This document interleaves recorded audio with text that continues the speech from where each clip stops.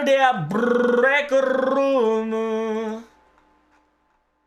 Her name is Archetype Earth. In the world of Magicraft, she is a form of a life known as the Ultimate One. Spoilers. At times, she has been a terrifying overlord of all vampires. At times, a vampire herself bounding about a little, bounding about like a rabbit on a moon. And at times, a sheltered princess who slipped in unannounced, unnatural, naturally oblivious, and innocent to a fault. This sun-kissed vamp queen, which is also funny, is here for the festivities. Isn't it like her opening line for Archetype Earth? Whatever. Nice. Her skill is Rainbow Mystic Eyes A, Breath of the Planet C, and Funny Vamp EX, which allows you to inflict skills, defense down for all enemies, increase attack for 3 turns, Breath of the Planet, significantly increase MP gauge, increase MP strength, and apply invincible 1 time, 3 turns to all allies, increase buff removal resistance 1 turn for all good allies whenever on a Millennium Castle field, and increase MP gauge for all allies excluding yourself. Her Noble Phantasm is actually called Marble Phantasm, which is stronger than your normal Phantasm. Change the field into Millennium Castle state, which is going to be 3 turns. Deal heavy special attack / chaotic damage to special attack strength increase to level. Increase MP gauge for all modern human, certain Persuado servants and demi-humans alike, and allies excluding yourself. Inflict with overcharge. To be perfectly honest, if this shit didn't say excluding yourself, she would be fucking broken. In a weird way. If the MP recharge was not excluding herself, she's kind of actually nutty.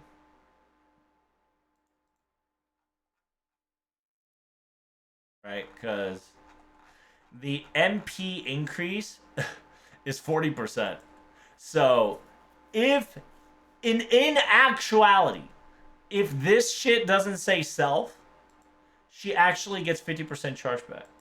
In a weird way, right? In a weird way, she gets a 50% chargeback. Not really, but like, bruh. Bruh. This would make it already worth MP 5ing for. Sounds like a good idea for MP interlude to her. Yep. She practically does booty blasting damage, chat, so. There's a reason why a lot of people MP 5'd her. She just makes things easier for you. Both crit orientation wise and MP orientation wise.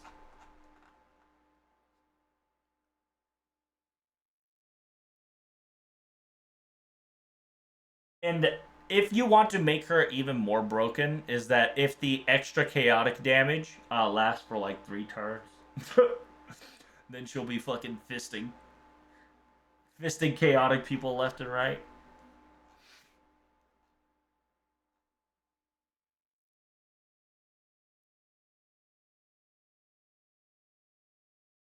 Let's go to the next one.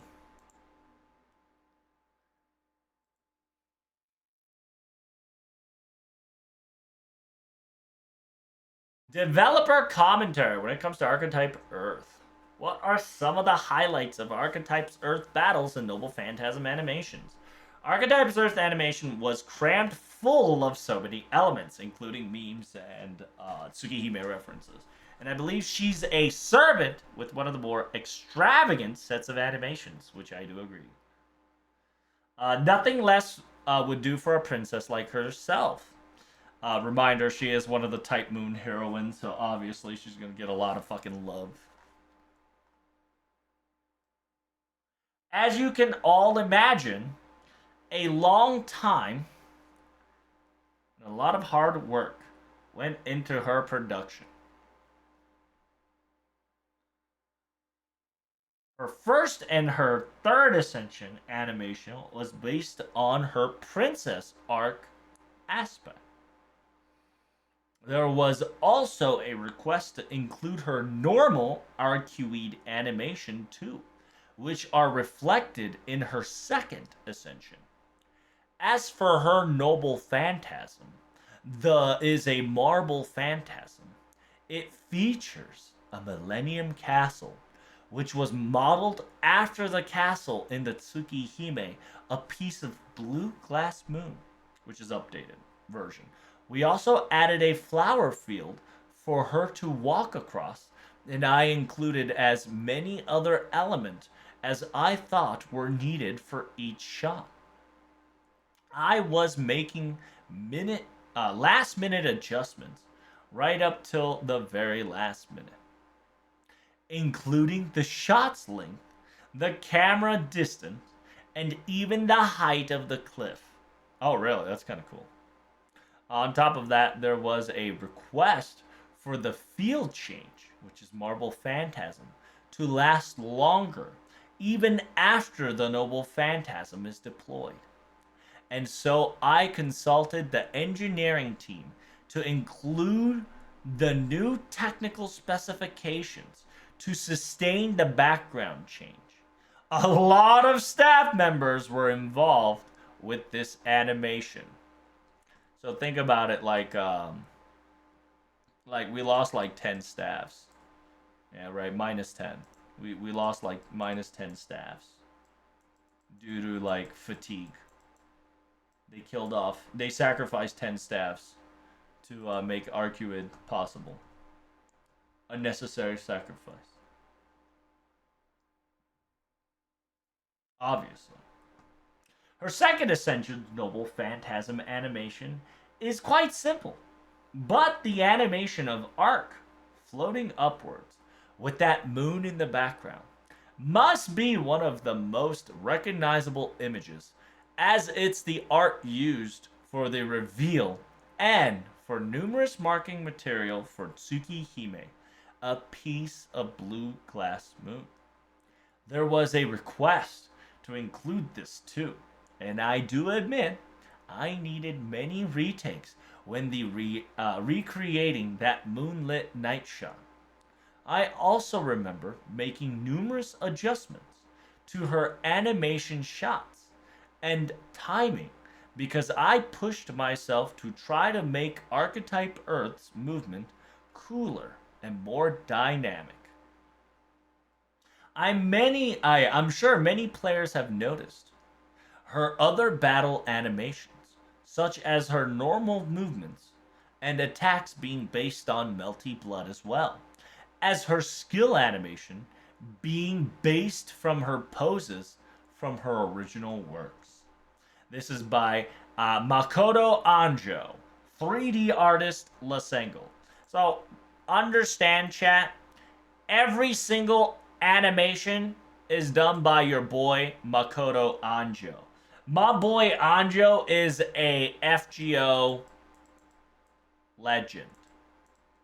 Okay? The reason why Makoto Anjo is an FGO animation legend is because he does not give a fuck. Okay? He wants to do what he wants to do. And when he is testing shit, he has a habit of testing it his way, including the model to make sure that it hits a naked Tamamo cat. It is what it is, right?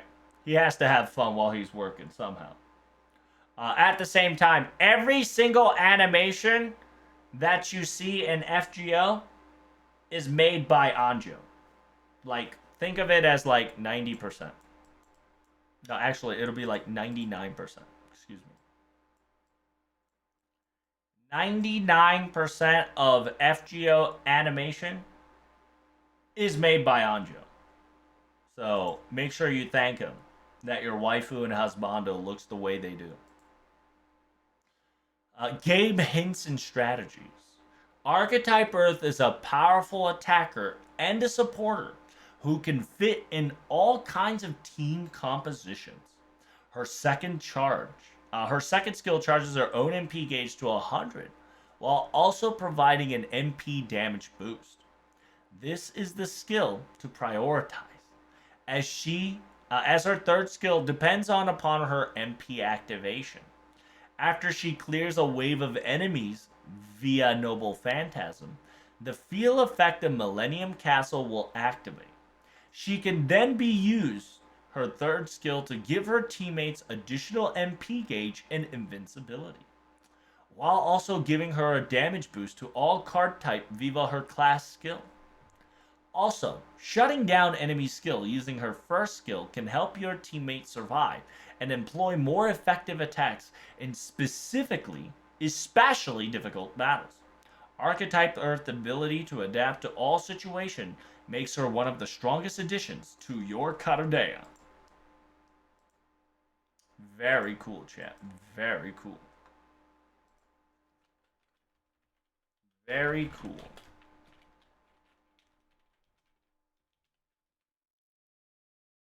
I hope everyone gets to see how awesome she is.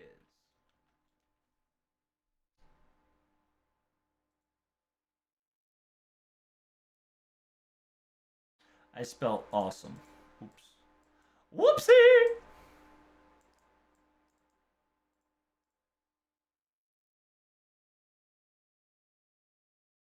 Why are you doing this? I need a farm. I'm trying to farm so I don't have to worry about it later, to be perfectly honest with you. In a weird way, I feel like if I concentrate on the flowers and like cooking too much, I might actually miss out on the mats. I want to get all the mats first, then worry about cooking.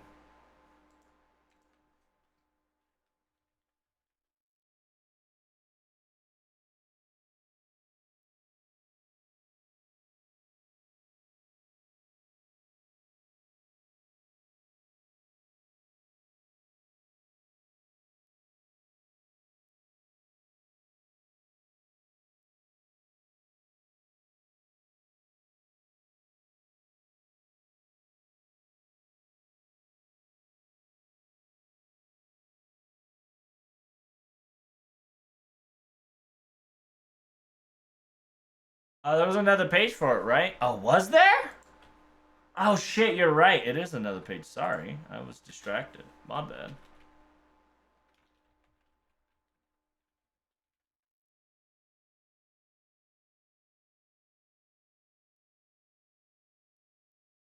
Oh, actually, it's 3.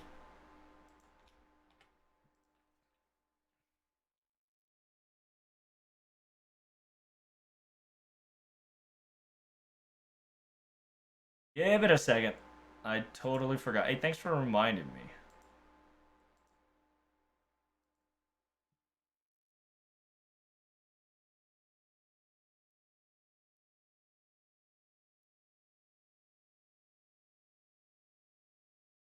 Ugh!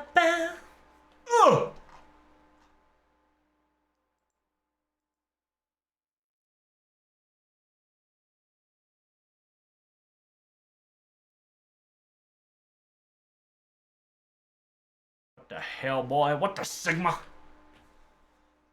I tried. Thanks, dude. Analog with the save? True, true. Yeah, I was trying to write something there, so. There we go. Kinoko Nasu. Nasu wrote it specifically here. One of the founding members of Type Moon, Mr. Kinoko Nasu is the series composer, main scenario writer, and supervisor for Fate Grand Order. What settings and frameworks took the longest to consider for Archetype Earth's implementation in FGO? Archetype's Earth's implementation into the game wasn't for a collaboration event. And I can say one of the most difficult things to consider for her was how to incorporate her into the world of FGO. Don't lie. Don't lie, bitch! You lied as hell.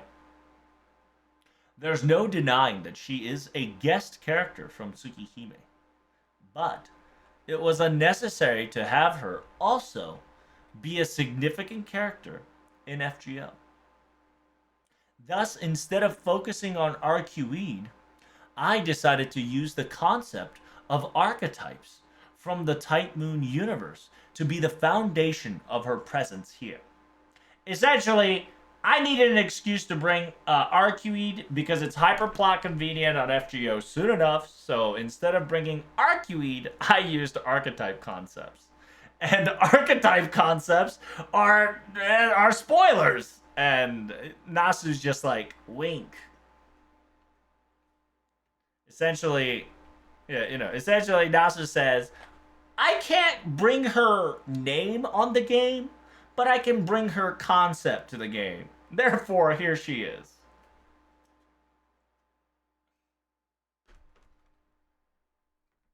Is this LB7 roller? Not really. It's just that it's a Type Moon. It's a Type Moon lore that Nasu used to incorporate it into FGO.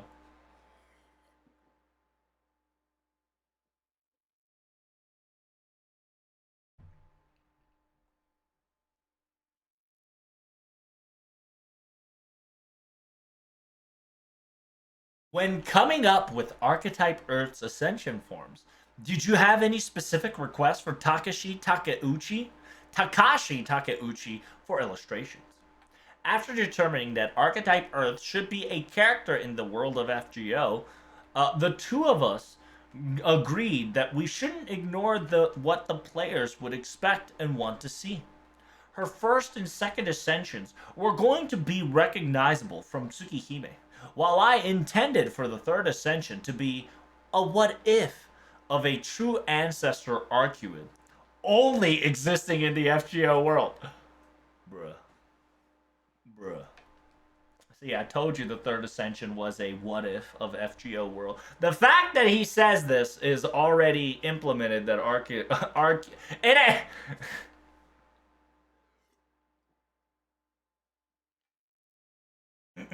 Okay, let me read you and translate this. This is in English, okay?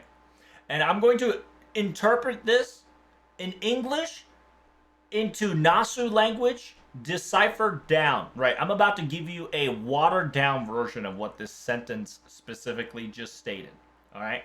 So let me read this again in English one more time. Her first and second ascensions were going to be recognizable from Tsukihime, while I intended for her third ascension be a what if of the true ancestor Arcuede only existing in the FGO world. All right? Now let me put that shit into watered down. What if, chat, right? What if is a fucking singularity. A singularity and Lost Belt creates a circumstances of a what if world or what if timeline. Okay? They are essentially a hyperplot convenience allowing you to do whatever the fuck you want. So if Nasu specifically says the third ascension is a what if Arcuid is a true ancestor that only exists in FGO world, it means that somewhere in the FGO land there's going to be a what if singularity that's going to have a Arcuid as a true ancestor. Meaning that FGO is going to have a plot point or an event point that's going to have true ancestor Arcuede. You get what I'm saying? She even also says, I'm what if when you summon. Yes. Meaning that in FGO, we're going to encounter true ancestor Arcuede. Somewhere along the line. Okay? That is legitimately the watered down, distilled answer that Natsu literally said, hey, Arcuede's gonna be in the game. I ain't telling you when, but she is.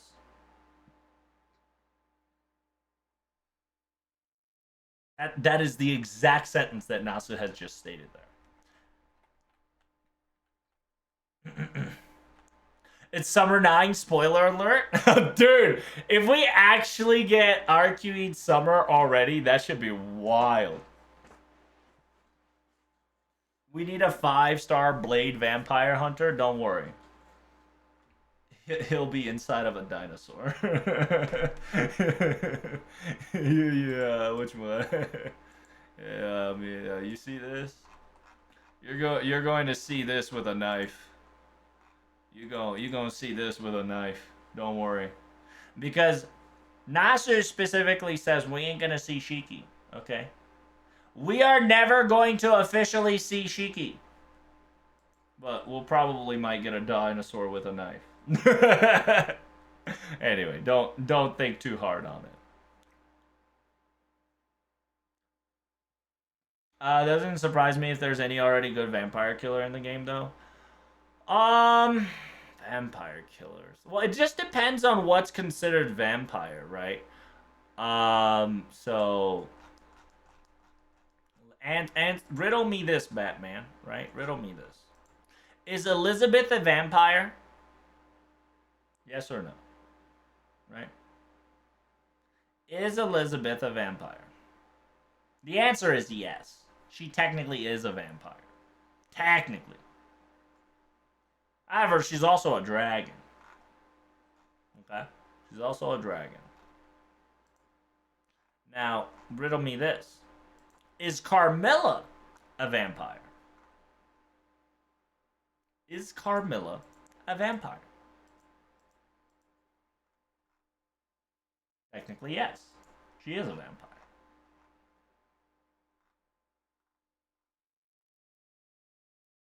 This is an idol, a dragon, and sometimes to take in bath in blood. There's nothing wrong with her. Of course, of course.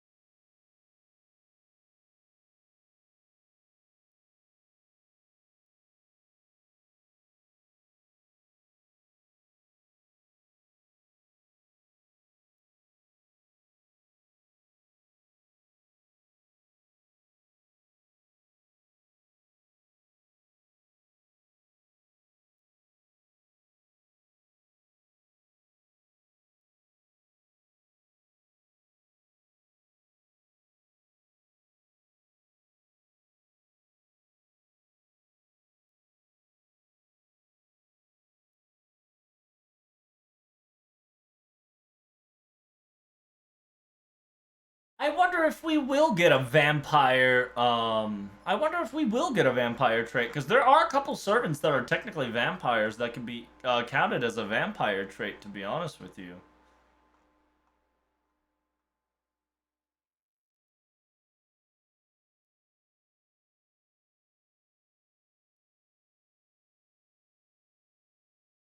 I don't know if they will implement any vampire traits.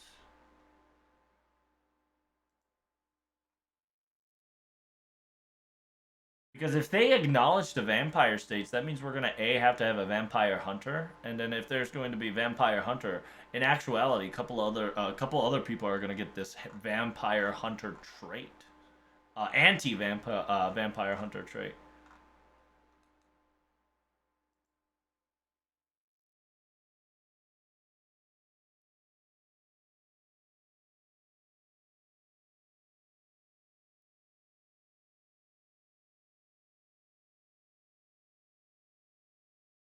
She's a nutcracker.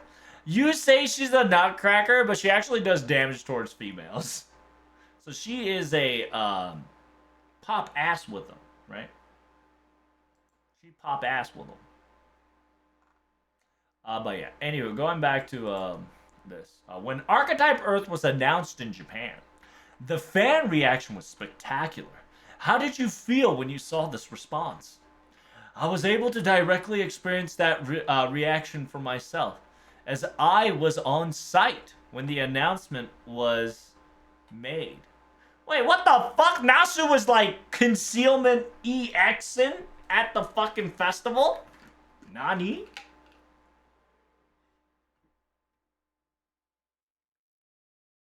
Nasu was at. Hold up. Nasu was at FGL Annie number 7 in JP? Damn, son. Mushroom hiding in plain sight. True, true. I was able to just experience that reaction for myself since I was on site when the announcement was made. I was watching the announcement through the video feed in the waiting room, and the ground shaking applause and reaction from the player base reached all the way to where I was at. I was extremely happy to know the announcement delighted so many people. Way to go, Archetype Earth. Your announcement certainly caused the Earth to shake. Very good, very good. Nice. There's a triple entendre joke there.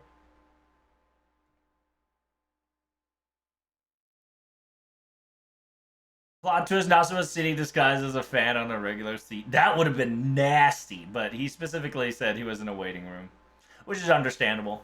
He was in a waiting room in a video feed.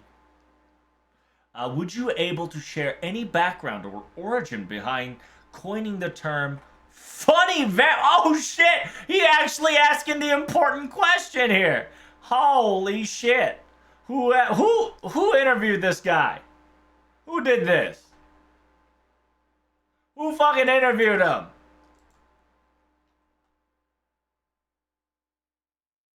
Who was the interviewee? He needs a raise. Who fucking interviewed him? Hold up.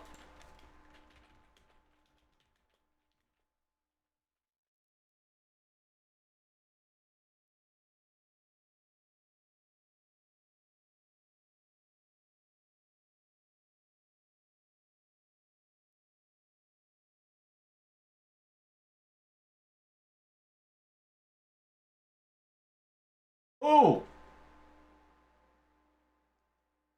I gotta know.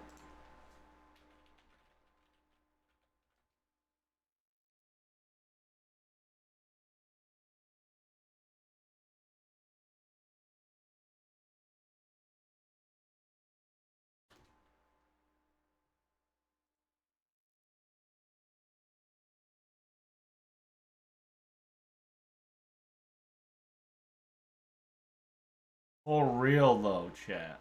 For real. That man actually hitting you with the funny ass questions. Okay.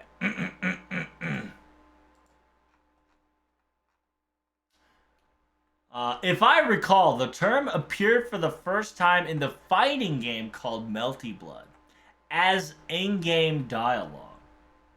Right after Fate Stay Night's release, I remember fantasizing about which Tsukihime character would be assigned to which of the 7 serving classes. And it felt like Arcueid would only fit under a Berserker class. But I also thought Arcueid would probably complain and insist that her class should be cuter. And so, that's how I came up with a new word. One that deviates from the entire existence from existing class and name rules. Funny Vamp is a class name based on Arcueid's hope that Shiki would think of her as exactly that. God bless. God bless. We've got the canonical lore right there, boys. It was made so it would feel Shiki proud. There we go. And literally, I mean, listen, the person who could actually do this shit would be Arcueid. Like, you know what I'm saying? She would only be actually one of the few people that would be like, oh yeah, you know, class, name, rules? No, fuck that. You know who I am? Do you know who I am? I want to be Funny Vamp. Please make me Funny Vamp. So my boyfriend could see me as exactly that. Or in 17 pieces. Could be both, but mostly for my boyfriend. Need to review that footage again? True, true. Gotta go back and like eyeball every single fans. And be like, is that Nasu? No, he's wearing a Nasu helmet.